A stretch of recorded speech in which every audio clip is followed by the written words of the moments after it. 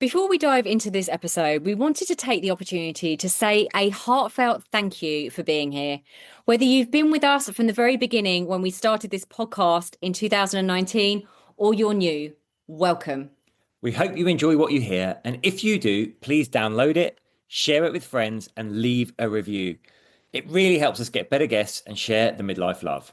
This episode on procrastination is one of our top 5 most listened to podcasts out of the 270 episodes we've recorded in the past 6 years. So we're resurfacing it in case it's exactly what you need to hear right now.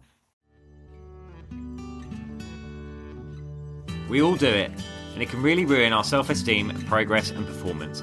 In this episode, we're talking about procrastination. We'll reveal how it's absolutely not about being lazy, what the triggers are, and how to overcome them with 12 actionable points so you're free to move forward with passion and purpose.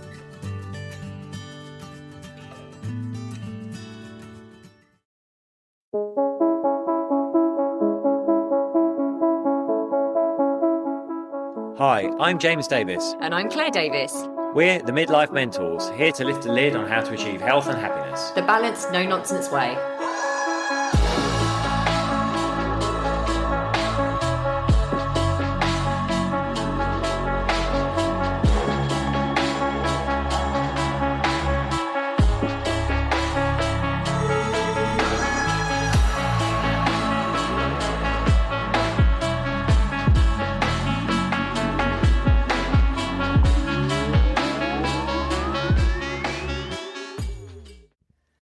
Hello and welcome to another edition of the Midlife Mentors with me, James. Or episode with me, Claire. How are you? How are you doing? Well, we're coming off the back of something very exciting, aren't we, Claire? Are we? Your birthday. Oh, my goodness. Oh, my goodness. Yes, it was yesterday. So that shows you what kind of day we've had today. We are recording this the day after my birthday, and it's been absolutely crazy busy. We had to go and pick Lola up, our dog, from my parents out in Dartford, and she's now currently about to get all her squeaky toys out because she's just arrived home and she's feeling upset that we're not paying any attention to her. So if you hear some squeaking, we're keeping it real. So today we are going to talk about the dreaded procrastination, and we came up with this because, well, A, we do it ourselves. I don't so much. You could speak for yourself. And B, so many of our clients say, they struggle to get started with things. They put things off. I'm sure we're all so familiar with it. I'm actually putting together a really exciting project at the moment for the guys out there, the midlife guys. But this is where I'll be really honest. It came out because I'm struggling to get going. I'm kind of overwhelmed with the information that I've gathered and the strategies for success that I've pulled together. So I'm delaying starting, but I know I can't any longer. And actually, researching this podcast has been a spur for me to get going. So, midlife guys, stay tuned. It'll be with you soon. This episode is basically James's baby. But I do want to just tell you a funny story. James was like, okay, so I'm going to talk you through this program for men. I'm like, this is so exciting. You should have been doing this ages ago. The world needs this. So then he asked my opinion on things, and then he just flung into a pit of a downward spiral of fear, basically, and that sent him into procrastination. But it was really sweet because he actually came back to me a few days later saying, I just feel overwhelmed and I'm procrastinating. And actually, that isn't really like you. It's not your normal style. If anyone's listened to our podcast before, James is like not the procrastinator normally, actually. I just go out and do. He just fires off a million arrows like Sagittariuses do and hope one of them land. It's me that's always more cautious, and I've definitely being guilty, and that's the wrong word, because actually guilty, we shouldn't feel guilty about procrastinating. We're going to talk to you so much about the psychology behind it and actually what we can do to start moving forward so we don't get pulled back by it. But I've definitely been guilty of procrastination before, but meeting James, we're a beautiful balance, because I don't overthink things too much now, for all the reasons that we're going to talk to you about. Actually, I can really recognise so many of these bits in myself, and I'm sure you will listening into it. So yeah, if without further ado, let's crack on. Without any more procrastination. Let's get into it. So what is procrastination? Well, I'm sure you're familiar. I'll take it back to like uni days. We all had that friend that if you had a deadline to do exam revision or to get a paper in or whatever, they'd be very methodical and they work towards it. Maybe they even finish before it needed to be handed in. I, on the other hand, would usually wait till the last minute and then be like, right, now I'm under massive pressure. Can't imagine. That's my motivation to get it done. So we all have different stuff, but really importantly, procrastination is not laziness. That is a misconception. Procrastinators aren't lazy people. Procrastinating is actually an active activity, which sounds odd, but when you're putting something off, when you're deciding to just do a little bit more research on Facebook before you start that bit of work, you're doing an active process, whereas laziness is very much a passive thing of you're just not bothering at all. So is that why you've been on Facebook so much recently? Cheeky. So it's not laziness, it's basically the act of putting something that we know we need to do, usually something that's going to benefit us, but putting it off because we just don't want to get started yet or don't know where to get started. We're actually going to look at some of the triggers for it. So really interesting, one psychological theory behind procrastination used to be that procrastinators had a faulty sense of time. And I bet this came from someone that was really buttoned up with planning and organised and spreadsheets. A Virgo. Yeah. Would have looked at someone else who was always doing everything at last minute going, they clearly have a faulty sense of time. It sounds like some kind of thing Freud would come up with. Your sense of time is faulty. But actually, that is not the case. The thing was, people actually thought they had more time available to complete the task than they actually had, but it's not that at all. It's linked to a way of managing stress, specifically what we call distress. So we get an aversion to the task we've got to do. So we've got this thing to do that to us isn't pleasant in some way. It might be boring, it might be painful, we think it's going to be difficult. So we put it off to avoid that pain in the moment. So it's come back to that old thing we discussed, the subconscious of avoiding pain and going for pleasure. And we're going to talk a bit. It's quite interesting, the parts of the brain that take over when you procrastinate. Am I allowed to say something here? I don't know whether I'm jumping forward. If I am, I'm going to get a slap on the wrist. But there is a lot of, it is very fear-based, to be honest. I mean, I know from my perspective, sometimes I just wouldn't want to move forward because I had that fear of failure for me. I think that was why I didn't always move forward, that it wasn't, I am jumping forward a bit, even with some of the stuff that I just spoke to James about before coming on this podcast, but definitely comparing myself to other people would stop me moving forward. I would get really, really inert, thinking it needed to be perfect, like everyone else out there. Everyone else has buttons up and everyone else is perfect, and if I go out there, it's going to be like a beacon of light shining on me saying, imposter, you haven't done enough work, and that's when the inner critic goes wild as well. So it is an absolute place, like James said, of distress. You're really trying to hide from something, but also really want to say, please be kind to yourself here. Again, we put so many labels on ourselves. I'm a procrastinator. That's like a label you've put on yourself to shame yourself. But we all do it, and it's coming from a place of just trying to be protected. So exactly. And one of the paradoxes is, it's seeking this pleasure now to avoid the pain that we now need to do, and trying to avoid the distress. So basically, it's a stress avoidance tactic. But actually, it's just storing up more stress for ourselves down the road. And we know that. Because the reptilian part of our brain is taking over, and it's just like, pleasure now, let's avoid the stress down the road. But of course, if you've ever been in a situation of having to get that presentation done, having to revise that exam, when you're feeling good about an exam, when you've done loads of revision and you've been really organised, or when you've done none and it's like the night before and you're saying like, oh my God, I've got to go and sit this thing tomorrow. Well, it causes all Not that I ever did that. No, I was just reminding myself actually, because I actually, strangely, you wouldn't think this, or James wouldn't think this about me. He's going to look at me with surprise in a minute. But I wasn't particularly organised for things that, and this is actually one of the reasons, but I wasn't particularly organised doing my uni work and my dissertation and all that sort of stuff because I wasn't enjoying it.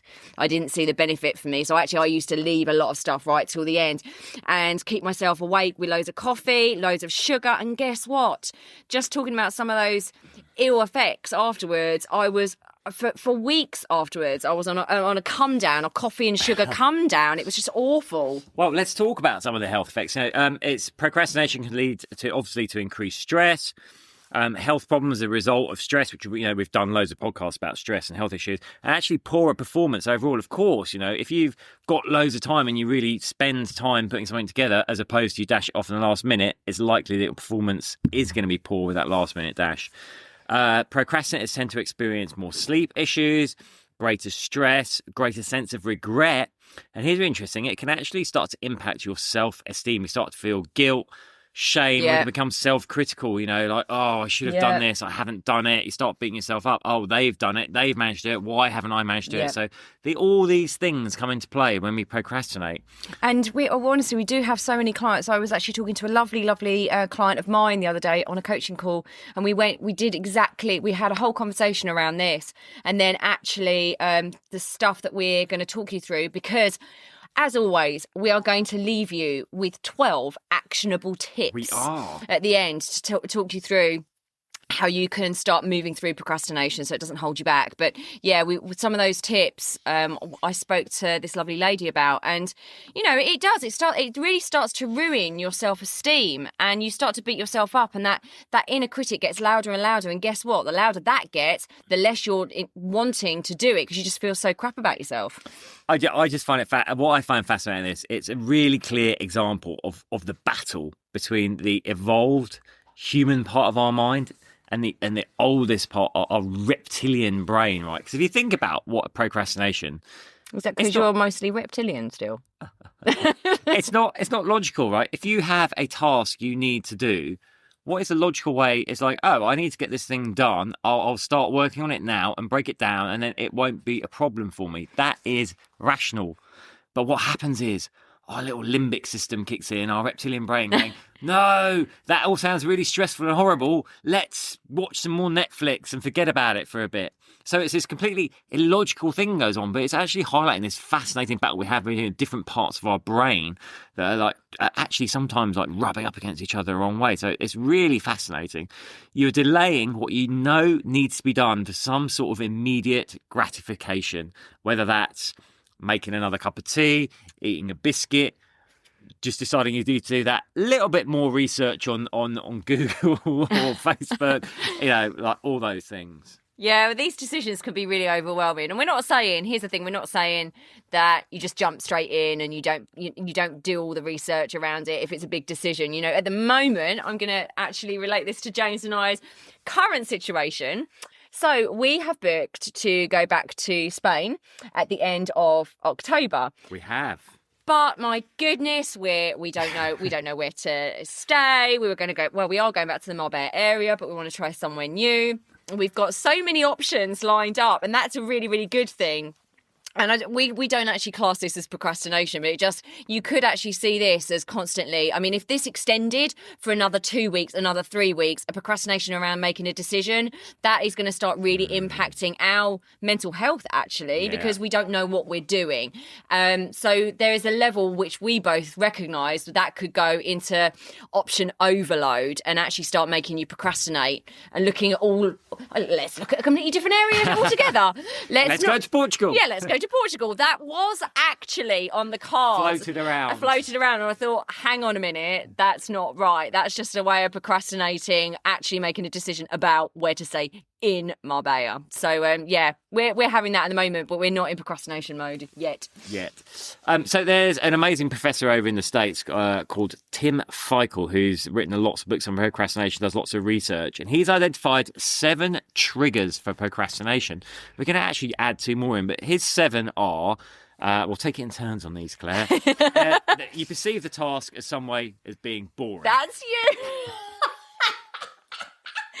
I can't tell you how much James just hands the boring stuff over to me, and I actually don't really find it very boring. It's perfect teamwork. No, it is perfect teamwork, but James... Play to your strengths. James is brilliant at when he finds things boring. He doesn't have time to procrastinate because he just palms them off on me.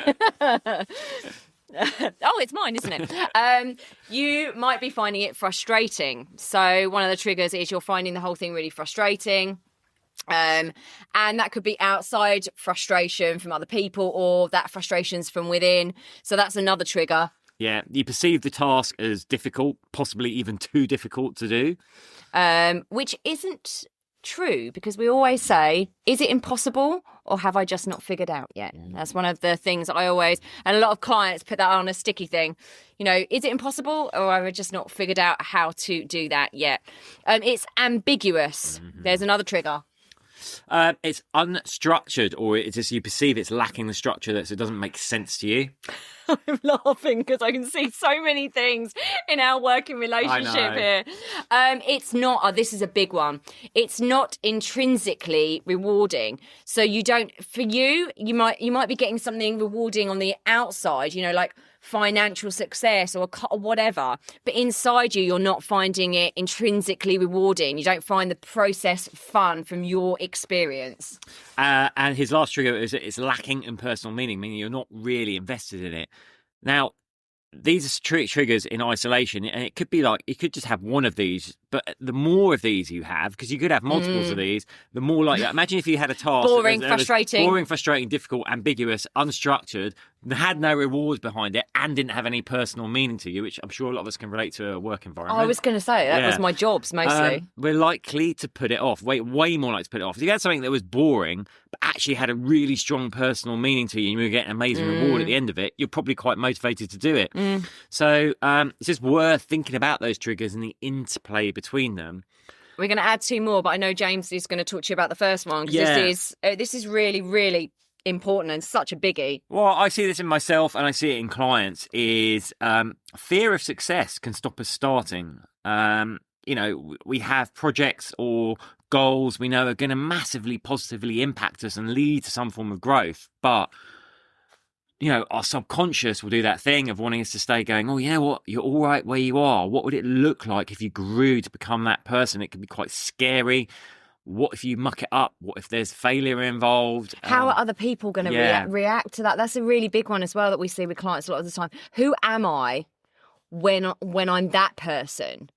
What does that mean for my relationships, my life? How will it impact? Even if there is that strong element of absolute positivity for yourself and the world and other people, it can be so scary to go outside that comfort zone, and you get so worried about what that might mean for the current lifestyle and the current people in your life. Yeah, and your inner critic can really kick in, with that over-catastrophizing of, what if I say I'm going to do this thing and I put myself out there and it all goes wrong, and how will I ever move forward with my life after that?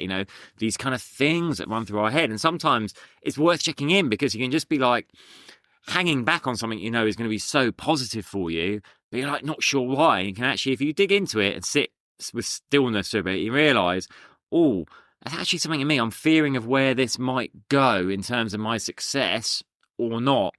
So I need to actually just grasp the nettle hard and embrace it and move forward.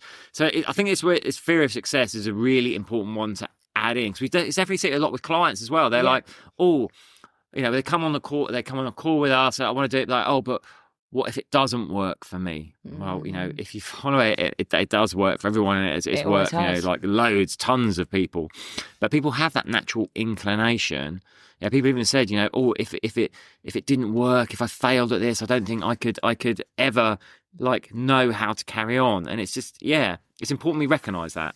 Yeah, and what's really, really important to say is every step you take, even if it doesn't work out exactly how you want it to, will get you further towards understanding yourself and the truth of who you really are. Honestly, it is not woo-woo. We've literally lived this ourselves, and we see it in our clients all the time. You always learn something. So I know I think a lot of people are scared to be seen as well. There's a massive fear to go outside the herd, because that's again from our ancestors.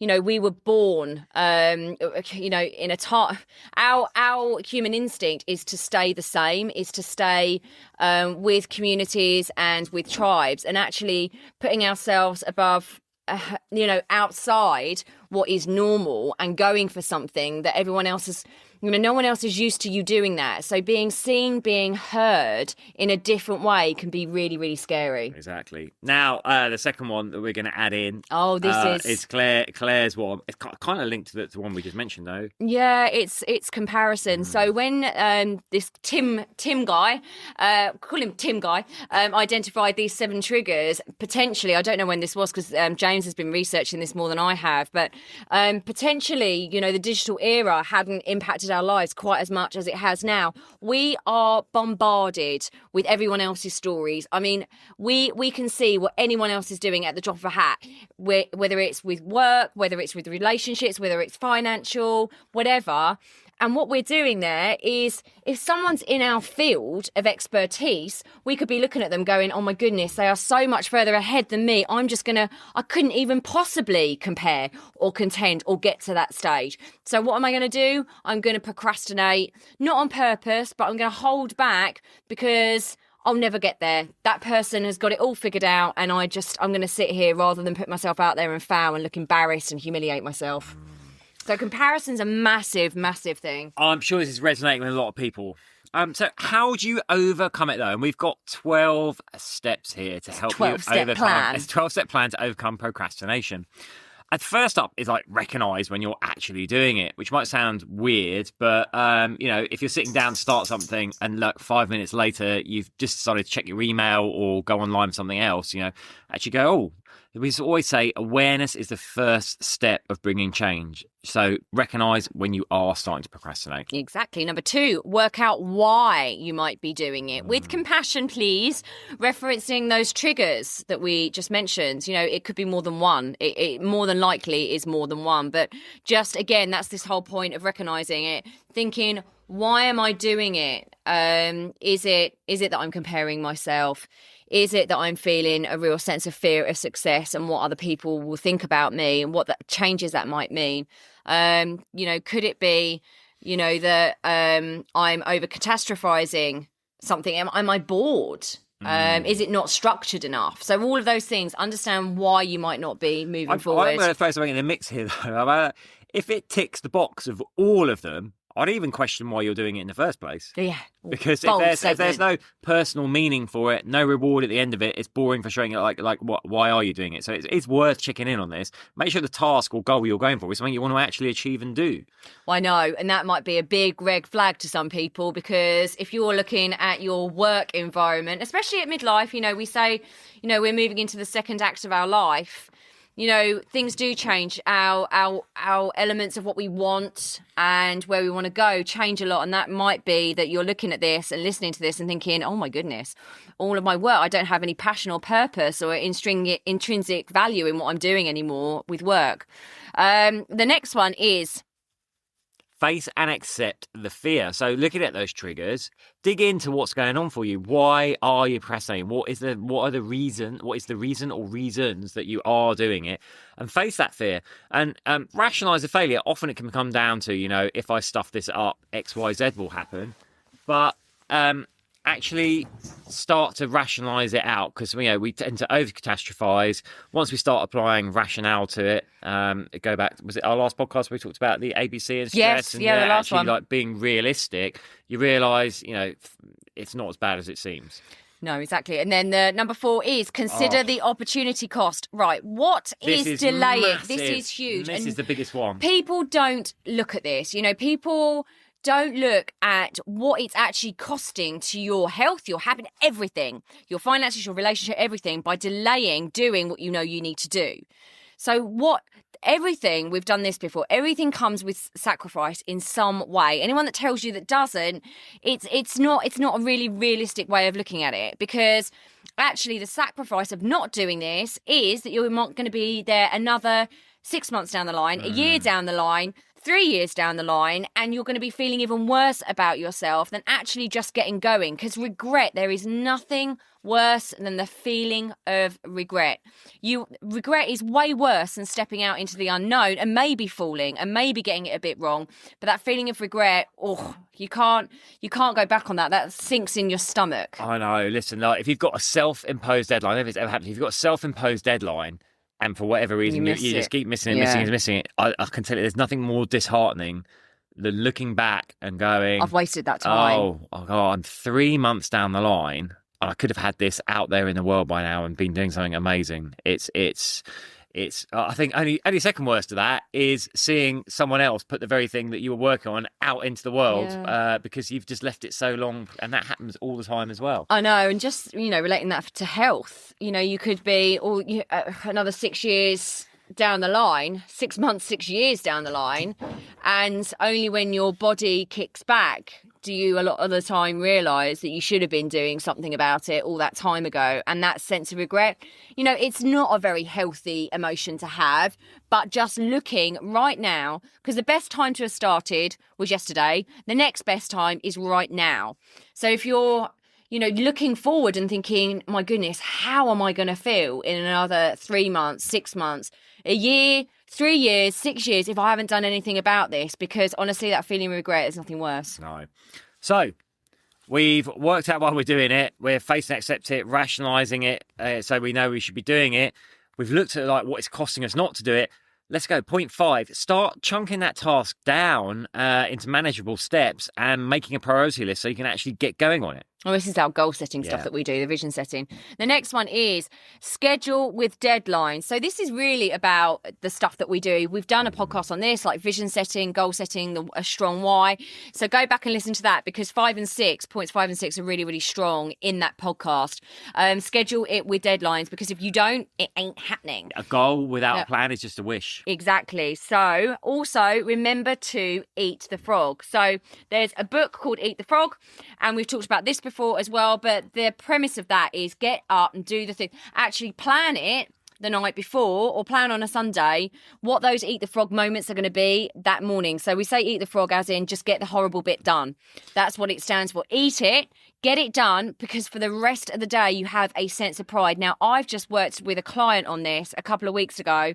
She has got more done by doing this in the last couple of weeks than she has done for months. And her self-esteem is through the roof. It's impacting her positively in all other areas. She's like, oh my goodness, why wasn't I doing this before? I feel amazing from just getting that done in the morning. Point 7. When you get going, be realistic. And this is mad, because here's the thing. I'm talking from personal experience here again. When you've procrastinated for so long, there can be a real temptation to then try and play catch up. I said I'd have 20 chapters of my book written by this day. I've written 2, but I'm sure I can now churn out 5 chapters a day if I really... Just be realistic. Yeah, eliminate distractions. This is really important. Turn off your pinging phone, turn off your email. Just get that task done without outside distractions. And we normally say, at first, maybe do 45 minutes, get up, chunk it down into breaks. So 45 minutes, do that, turn off distractions, and then you can have a quick look at your email, whatever. But have a whole chunk of time where you just have that for that task. Point 9, get accountable. So, share your goal and your deadline with someone, or get an accountability buddy and check in regularly. If you're accountable, you're much more likely to succeed and stay on track. Number 10 is good now is better than perfect later. This is so me. This is so me. I mean, getting it done now is just not waiting to put it out in the world or do whatever I want to do perfectly. It's changed my life because I just get things out now and it might not be perfect. And I've also learned to deal with the fact that when it's not perfect and other people say it might not be perfect, I'm like, well, at least it's out there. I feel better for getting it out there. Celebrate the wins and reward yourself. But a caveat here, not at the expense of progress. Not like, hey, I've hit that deadline. Let's drink 2 bottles of wine. Do remember to reward yourself. We do reward, remember that thing, the reptile brain, the limbic system. We want that reward. We want that gratification. So it's like, oh, I've accomplished that. I will give myself a reward, but not in a way that's going to derail It's interesting because a lot of the time the reward is just feeling amazing. Yeah, actually, exactly. That becomes really addictive. So with this client, it's becoming you don't need a reward. The reward was to get up, have a quick look on Facebook, whatever social media after her eat the frog moments and chunking it down. But actually now the reward is I feel in control. I feel amazing. And finally, be kind to yourself. We all do this. Be kind to yourself. Put your big girl pants on and just get going. And stop comparing yourself. That's part of being kind to yourself. This is your journey. Stay in your lane. I'll say this again, the grass is greener where you water it. Stop looking over the fence at other people's grass, because it will slow your progress down. It will make you unhappy. It doesn't matter what anyone else is doing. Just get going and live your life full of passion and purpose. I hope you found that useful. We are not going to procrastinate now on getting this edited No, and up and I know. out there. We will not dilly-dally. No, actually, well, we won't dilly-dally. I've got to edit it, because guess what I'm doing? Tomorrow, I'm going on my own retreat. I know, it's exciting. I'm actually a participant in a retreat instead of hosting one. It's the first time I've been on one in since my 20s, so quite a long time ago. But I'm really looking forward to it. So this will be going out on a Saturday. We send it out on a Saturday. So yeah, I'll get it edited and out into the world. Maybe not perfectly, but, never mind. Hope you found it useful. Listen, as always, Please share. Tell your friends, give us a great review. And remember, you can contact us at our free community on Facebook, the Midlife Mentors Community. You can see more content on our YouTube channel, The Midlife Mentors, and you can contact us at team@themidlifementors.com. We love to hear from you. We hear from loads of you listeners all the time, and we love it. We are sending you so much love. You take care. Mwah.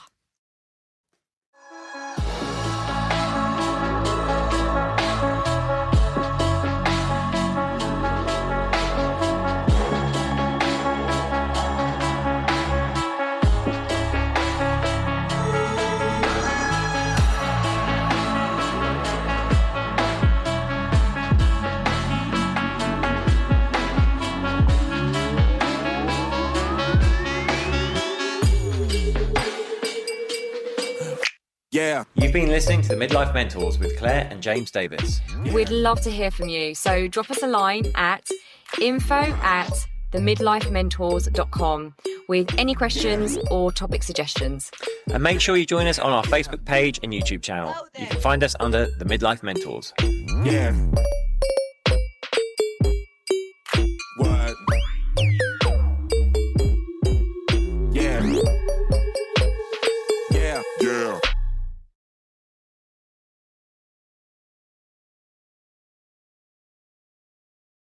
Thanks so much for listening to this episode. And don't forget to take the Midlife Reset Audit now to receive personalised insights into what's holding you back from living your healthiest, happiest midlife. So go ahead and take the audit now at themidlifementors.com/audit.